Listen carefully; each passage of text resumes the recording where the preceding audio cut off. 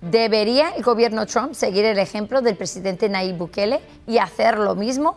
Muchos llaman la transformación de El Salvador de ser la capital mundial de asesinato a convertirse en el país más seguro del hemisferio occidental un milagro. Cerrará el 2009 sin resolver el enorme problema delincuencial. La Organización Mundial de la Salud le califique como el país más violento de Latinoamérica. 76 homicidios en 2 días.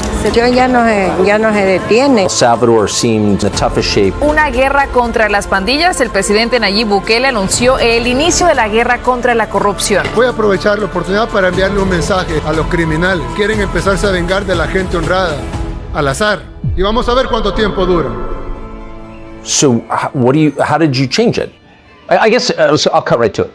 If you can fix El Salvador, what are the lessons for the rest of us? What did you do first? You cannot do anything if you don't have peace. Just bottom line it for us. What's the formula?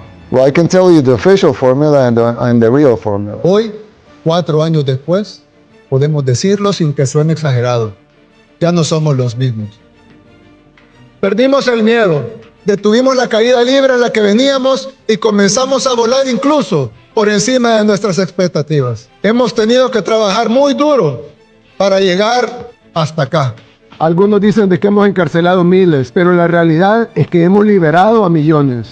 Ahora son los buenos los que viven libres.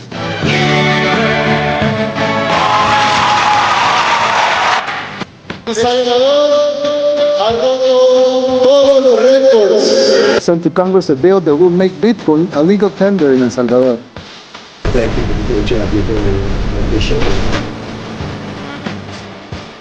Una enorme transformación la que se ha llevado a cabo en El Salvador, un milagro, algo que ha sido enormemente reconocido por todo el mundo, teniendo enorme reconocimiento internacional. En este caso, en Estados Unidos tenemos 2 bandos, el Partido Republicano, que ha elogiado al presidente Nayib Bukele por todo lo que ha logrado, y el Partido Demócrata, quien se ha encargado de atacarlo, de acusarlo de violador de derechos humanos, y recientemente tuvimos un episodio de un senador, el senador Van Hollen, quien viajó a El Salvador a exigir que liberaran un pandillero, un episodio que dejó en evidencia al Partido Demócrata.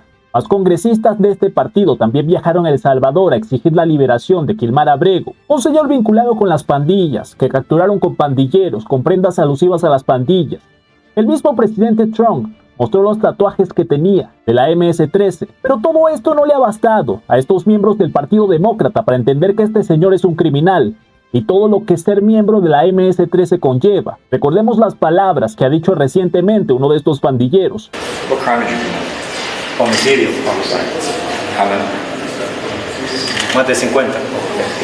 Es una ley en la pandilla MS-13 que para ser un miembro de la pandilla tenés que matar. Es por esta razón que en El Salvador todos estos miembros de la MS-13 han sido denominados terroristas y van a parar en el Cecote, en esta cárcel de máxima seguridad. Pero el empeño de estos señores del Partido Demócrata por defender criminales es increíble, y han criticado las políticas del presidente Nayib Bukele, han cuestionado su gestión, y algo muy importante de acotar es que estos señores han sido un desastre en materia de seguridad. Han conseguido que los Estados Unidos se llenen de criminales, de pandillas transnacionales, y son los mismos que ahora vienen a criticar, a cuestionar y dar órdenes, como si ellos hubieran hecho un buen trabajo. Y a pesar de todas las pruebas de que este señor está vinculado con esta pandilla, la MS-13, todavía el senador Van Hollen sigue haciendo alboroto por este criminal y cuestionando las alianzas del gobierno de los Estados Unidos y El Salvador. Tras todo esto ha habido una reciente disputa entre el senador Van Hollen y Marco Rubio. Veamos. Un momento de alta tensión se vivió durante una audiencia en el Senado estadounidense cuando el secretario de Estado, Marco Rubio, y el senador Chris Van Hollen cruzaron duras palabras en torno a las relaciones diplomáticas con El Salvador. ¿Dónde ha concentrado su energía, señor secretario? Pues su primer viaje como secretario de Estado fue a El Salvador, no para promover la democracia, sino para congraciarse con el presidente Bukele, quien se autodenomina el dictador más cool del mundo. ¿El resultado? Un acuerdo de dinero por colusión para privar de sus derechos constitucionales al debido proceso a personas que viven en Estados Unidos. La Corte Suprema, en una decisión unánime de 9-0, le ordenó facilitar el regreso a Estados Unidos de Abrego García, quien, según admitió la propia administración, fue deportado erróneamente a El Salvador. ¿Y su respuesta? Ha desafiado abiertamente las órdenes judiciales. Cuando se le preguntó si había contactado a El Salvador para el retorno de Abrego García, Usted se jactó, cito, jamás te diría eso. ¿Y sabe a quién más no se lo diría? A un juez. Claramente, no le importa el derecho al debido proceso consagrado en la Quinta Enmienda, y tampoco le importa la Primera Enmienda, ya que ha estado ocupado arrestando estudiantes en campus universitarios por ejercer su derecho a la libre expresión. Ha rescatado una reliquia de la era McCarthy para afirmar que los estudiantes manifestantes representan una amenaza para la política exterior de Estados Unidos. Dígame, señor secretario, ¿a quién quiere engañar? Tengo que decirte directa y personalmente que lamento haber votado por ti para secretario de Estado. Cedo la palabra. ¿Puedo responder? Puede, señor. Bueno, en primer lugar, su arrepentimiento por votar por mí confirma que estoy haciendo un buen trabajo. Bueno, me gustaría, no puedo responder a todo lo que dijo porque mucho de esto no es cierto, pero abordaré algunos puntos. Primero, estoy muy orgulloso del trabajo que hemos hecho con USAID. Por ejemplo, no me arrepiento de haber recortado 10 millones para circuncisiones masculinas en Mozambique. No sé cómo eso nos hace más fuertes y prósperos como nación. No me arrepiento de los servicios de apoyo psicosocial. Y otras cosas aquí, gastamos $227,000 en el canal de YouTube de Big Cat desde USAID. Gastamos 14 millones en cohesión social en Mali, lo que sea que eso signifique. Así que puedo seguir y seguir. Tengo la lista aquí y hay más. Ni siquiera traje toda la lista. Un tema muy importante que toca el secretario de Estado Marco Rubio, ante el cuestionamiento de Van Hollen, ante las críticas y lo que manifiesta de que se arrepiente de haber votado por él como secretario de Estado, es el tema del USAID, este organismo que se está utilizando precisamente para desestabilizar países como El Salvador, que utilizaba su financiamiento para cuestiones de género, agendas radicales de izquierda, toda esta agenda globalista, cuestiones que no son para nada de interés para los estadounidenses, pero que el Partido Demócrata tenía como una prioridad y que hoy se manifiestan totalmente en contra por estas acciones, porque han parado ese financiamiento a sus agendas radicales, a todas estas ONGs que hoy en día en El Salvador están haciendo mucho alboroto. Ya hemos hablado de este tema y como una de las medidas que el presidente Nayib Bukele ha tomado para enfrentarla, permitiéndoles que todavía sigan haciendo el alboroto que quieran, pero si van a hacerlo, que aporten algo y no solo sigan manipulando a la población, a la gente más humilde. Dirán algunos, esto es censura. Pregunto yo, ¿y censura por qué? Si pueden seguir gritando lo mismo. Si quieren hacerlo más seguido, háganlo más seguido. Si les mandaban $1 millón mensuales, pidan que les manden 3 o 5. No hay problema. Lo único que tienen que decir, quién se los manda, quién lo recibe y para qué lo ocupan. Nosotros ocupamos el dinero para hacer protestas todas las calles. Tienen derecho de hacer protestas, háganlas. Si aquí hay libertades. No estén queriendo confundir las cosas. Lo único que van a pagar el 30%, punto, se acabó. Es bien sencillo. Y ahí que quieren pagar buses, que quieren pagar movilizaciones, que quieren hacer aquí, que sí, que quieren seguirle pagando a todos esos periodistas vendidos que tienen para hacer esas novelas que parecen más cuentos de caricaturas, fantasías, de las que les gusta hacer. Síganlas haciendo. ¿Y por qué no? ¿Y quién les va a impedir eso? Síganlas haciendo. Es más, díganles que les paguen más. Mientras no sea dinero del pueblo. Si tienen ahí alguien que les está dando dinero, pídanle más. Por eso ahora tendrán que pagar el 30%, un dinero que será empleado para las cosas que ellos prometen pero no cumplen porque simplemente quieren desestabilizar un gobierno utilizando a la gente. Continuemos viendo. En el caso de El Salvador, absolutamente, absolutamente. Deportamos a miembros de pandillas, incluido con quien tomaste una margarita. Y ese tipo es un traficante de personas y ese tipo es un pandillero. Y la evidencia será clara. En los próximos días verás con quién fuiste. Hay una división en nuestro gobierno entre la rama federal y la rama judicial. Ningún juez y la rama judicial pueden decirme a mí o al presidente cómo llevar a cabo la política exterior. Ningún juez puede decirme cómo debo comunicarme con un socio extranjero o qué debo decirles. No pueden ordenarme negociar con un ministro extranjero o el presidente de El Salvador. Si negociara con ellos, lo cual hemos respondido y les hemos dicho que hemos tenido comunicaciones con el presidente de El Salvador, no tengo la obligación bajo nuestra división de poderes en este país de compartir con el Poder Judicial cómo llevé a cabo la diplomacia de los Estados Unidos. Sería contraproducente. La diplomacia no funciona así. Sobre las visas de estudiantes, permítanme decir esto. No deporten deporto a nadie y no secuestro a nadie. El Departamento de Estado no tiene oficiales en la calle secuestrando a todos. Lo que hago es revocar visas y es muy simple. Una visa no es un derecho, es un privilegio. Otro tema muy interesante del cual han hablado en esta discusión es una medida que ha aplicado el gobierno de los Estados Unidos para revocarle las visas a aquellos estudiantes extranjeros que viajan a los Estados Unidos y que en lugar de aprovechar ese privilegio de la educación estadounidense, se convierten en activistas pro-terroristas con un discurso bastante anti-Estados Unidos. Y esto es debido a que las instituciones educativas también se han convertido en nidos de radicales de izquierda, en donde están ideologizando a la juventud. Fuerte conmoción aquí en Washington, una ciudad que amanece hoy de luto, con una enorme preocupación por lo que ha ocurrido. Vean la imagen del lugar de los hechos. Es aquí exactamente en este punto donde se produjo en torno a las 9 de la noche ese tiroteo mortal, doble tiroteo que ha acabado con la vida de estos dos funcionarios de la Embajada de Israel. El hecho de que el hombre que perpetró no haya sido un árabe palestino, no haya sido ni siquiera un musulmán extremista, sino un hombre de la extrema izquierda, un hombre de origen latino en realidad.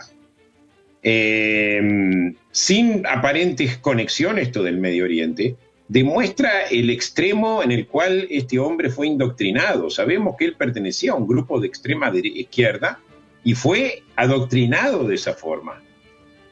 Y recordemos, el año pasado hemos visto muchísimas demostraciones y protestas en los campuses norteamericanos y toda esa gente también está adoctrinada. Y también vimos violencia en los campuses. La agenda globalista ha llegado hasta estos espacios y por supuesto los demócratas serán fieles defensores de esto. Y el gobierno estadounidense ha considerado que la educación y estas visas son un privilegio. Espero que en algún momento se acaben, que nos hayamos librado de todos ellos, pero estamos todos los días buscando a estos lunáticos que están causando destrozos. Y por cierto, también queremos deshacernos de los miembros de las pandillas.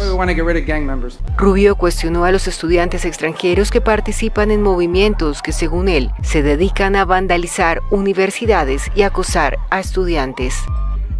No me importa en qué movimiento estés involucrado. ¿Por qué permitiría cualquier país del mundo que la gente venga y cause problemas? Te dimos una visa para venir a estudiar y obtener un título, no para convertirte en un activista social que rompe nuestros campus universitarios.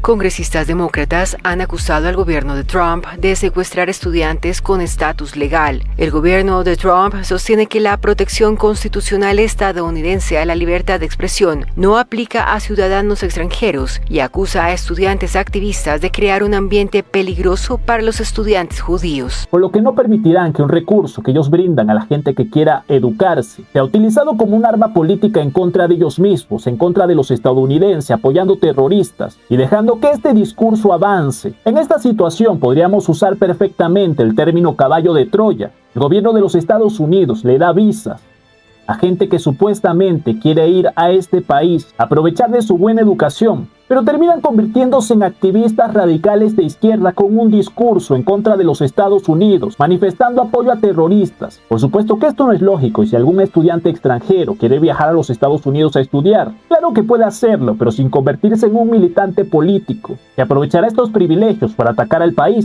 Sigamos viendo. Las personas solicitan visas de estudiante para venir a los Estados Unidos y estudiar. Y si me dices que vienes a los Estados Unidos para liderar cruzadas en el campus, tomar bibliotecas, intentar quemar edificios y cometer actos de violencia, no te vamos a dar una visa. La cuestión es que si vienes aquí a causar problemas en nuestros campus, te negaremos la visa. Y si tienes una visa y te encontramos, la revocaremos.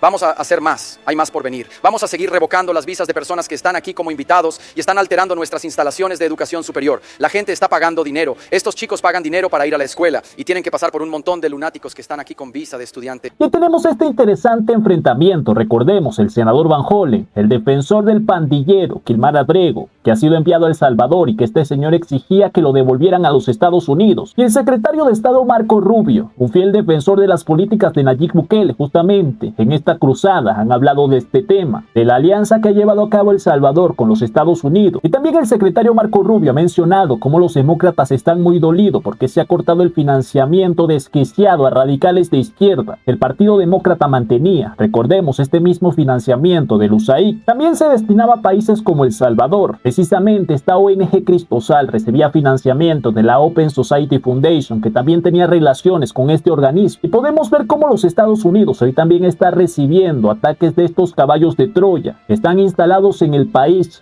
atacando desde adentro, cumpliendo una agenda globalista. Muchos radicales de izquierda utilizan cualquier trinchera para atacar y desestabilizar. Desde este canal también hemos manifestado cómo las instituciones educativas se han utilizado para esto en todas partes del mundo. Cómo están adoctrinando a las nuevas generaciones para que compren esta agenda, para que salgan a militar en pro de todos estos discursos. La estrategia de Gramsci era la del caballo de Troya. El socialismo triunfará, escribió, al capturar primero la cultura a través de una infiltración en las escuelas, en las universidades, en las iglesias y en los medios de comunicación.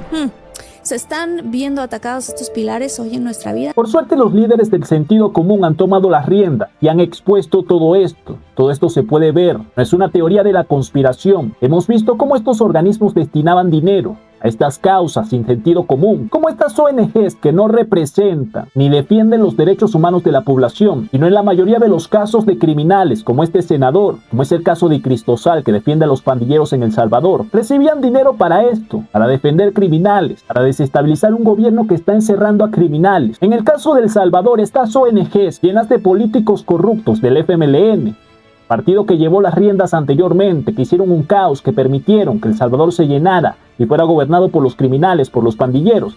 Son esos mismos quienes están gritando y obligando al gobierno, acusándolo, haciendo alboroto, como si sus modelos y políticas en materia de seguridad hubieran funcionado. Y mientras tanto, la gente coherente, la gente con sentido común, si puede darse cuenta, de países como El Salvador han sido transformados. Le han dicho que no esta agenda globalista y las cosas les han salido bien. Han erradicado la violencia, la criminalidad, sin hacerle caso a señores como el senador Van Hollen, defensor de pandilleros. Veíamos como miembros del Partido Republicano decían que si no creían, fueran a El Salvador y evidenciaran con sus propios ojos esta transformación. Lo que han visto aquí es una transformación desde la violencia de los años 80 y luego las pandillas tomando el control. Ahora tienen civilidad. Quiero decir, tanto yo como los otros congresistas, al llegar nos impresionó la belleza y pensamos de inmediato, este es un lugar al que podríamos y querríamos traer a nuestras familias. Y para aquellos que quieren atacar a Cicot o al presidente, qué vergüenza. Necesitan venir aquí y verlo por ustedes mismos. Tengan el valor de verlo por ustedes mismos. Y de nuevo, qué vergüenza, porque han hecho un trabajo notable para recuperar sus comunidades y sus calles. Eso es en lo que cada país de Centroamérica debe enfocar. Una transformación que algunos llaman un milagro. El presidente Bukele ha manifestado que esto también es una guerra espiritual, una guerra entre los valores del bien contra el mal, entre la incoherencia y el sentido común. ¿Qué opinan ustedes? ¿De qué lado están? Déjenmelo allá abajo en los comentarios. Recuerden dejar su like, compartan este video que es muy importante para que más personas puedan verlo. A YouTube no le gusta recomendar este contenido, y que si quieren apoyar, dejen su like para que sigamos dando la batalla del sentido común, evidenciando esta transformación, este milagro, y luchando contra estos señores incoherentes que defienden una agenda sin sentido común, que defienden criminales y que quieren manchar y atacar a uno de los gobiernos que tienen mayor apoyo en la actualidad. Veamos esta entrevista. ¿Debería el gobierno Trump seguir el ejemplo del presidente Nayib Bukele y hacer lo mismo? Muchos llaman la transformación de El Salvador de ser la capital mundial de asesinato a convertirse en el país más seguro del hemisferio occidental un milagro. ¿Qué puede aprender América y el resto de Latinoamérica del milagro salvadoreño? El analista político en El Salvador, Herbert Esmaan, está conmigo ahora. Bienvenido, Herbert. Díganos cómo era la vida en El Salvador antes del presidente Bukele, porque yo pienso que los americanos no entienden eso. Pues claro, te cuento. El Salvador ha pasado de ser la nación más peligrosa del mundo a ser una de las más seguras en todo el hemisferio occidental. Esto no solamente es un milagro de Dios, sino que es los resultados del esfuerzo de un líder firme que se opuso a los poderes globalistas internacionales que querían mantener a El Salvador sometido en un ambiente de tristeza y criminalidad. Todos sabemos que las organizaciones globalistas trabajan para crear inestabilidad en las naciones de Latinoamérica, porque ellos se benefician de esto. Al haber inestabilidad y crimen en los países latinoamericanos, a los ciudadanos no les queda más que buscar otras opciones a través de la inmigración ilegal hacia el norte. Al solucionar el problema del crimen y traer una vez más la esperanza de vivir, oportunidad económica y educativa a los ciudadanos, esto ayuda a que no solo se reduzca el número, los porcentajes de migración hacia el norte, sino también a que los salvadoreños construyan un mejor futuro aquí, en su territorio, sin necesidad de salir a buscarlo. Sí. Otra vez, quiero hablar un poco de cómo era la vida en El Salvador antes de Bukele, porque yo estaba viendo una entrevista con el presidente Bukele, donde él dijo que lo primero que hizo, cuando ya estaba preparado él y su gabinete para enfrentar a los malignos carteles, que estaban orando, o sea, they were praying. Dijo que estaban luchando contra fuerzas demoníacas. Y cuando la congresista Ana Paulina Luna entró a CICAR y estuvo entre los criminales, ella también dijo que se sentía un espíritu oscuro y pesado. ¿Cuál es su opinión sobre eso? Claro. Te comento, antes del presidente Bukele, El Salvador vivía una muy triste realidad, donde las personas no podían emprender negocios, no podían enviar a sus hijos al colegio y no podían vivir las comodidades diarias que muchos de nosotros vivimos. Para el salvadoreño común, vivir en El Salvador era vivir en opresión constante, y eso era porque las pandillas dominaban. Las pandillas controlaban territorios enteros y tenían su gobierno extraoficial, un shadow government. Ahora, gracias al liderazgo del presidente Nayib Bukele, no solo se ha combatido el crimen, pero se ha restaurado la paz y la esperanza y la oportunidad para todos los ciudadanos salvadoreños. Y es verdad lo que tú decís, esto es más que nada una batalla espiritual. Sí. La lucha contra el globalismo es una lucha espiritual. El presidente Bukele ha identificado, o mejor dicho, ha definido 3 pilares en su forma de gobernar. Lo primero es Dios. Algo que él ha mencionado en todos sus discursos es que hay que tener una gran fe en Dios, una fortaleza a través de él para poder combatir estos problemas. Número 2, la unión social. En El Salvador hemos dejado atrás las divisiones políticas para encontrar un punto en común del cual partir como nación, como ciudadanos, bajo un solo Dios, una sola bandera, y progresar como nación.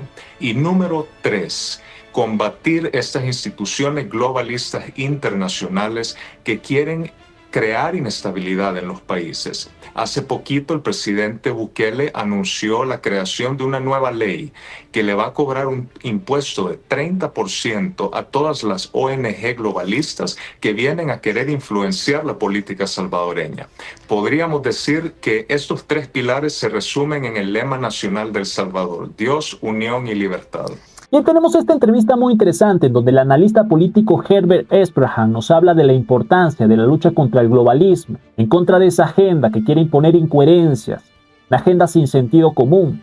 También la guerra espiritual, recordemos, esta es una guerra del bien contra el mal, de lo incoherente contra lo coherente. Una lucha que se ve muy marcada cuando tenemos a gente que está defendiendo a pandilleros, en contra de un gobierno que está encerrándolos en una cárcel de máxima seguridad. Recordemos las declaraciones de este pandillero que nos decía que había matado a más de 50 personas. Y una regla en la pandilla, una de estas leyes de estos pandilleros, era que tenía que matar para entrar a la pandilla. La incoherencia de estos señores, de este senador, es defender a pandilleros como este, asesinos, respaldado por medios de comunicación internacionales, por ONGs, por supuestos defensores de derechos humanos, que no les importa las víctimas de estos criminales, de estos pandilleros, pero les importan mucho los pandilleros, los delincuentes. ¿Quiénes creen ustedes que representan el camino correcto? ¿Los que defienden a estos asesinos o los que los quieren tras las rejas para que no afecten más a la población? Y la pregunta es, ¿qué opinan ustedes de esto?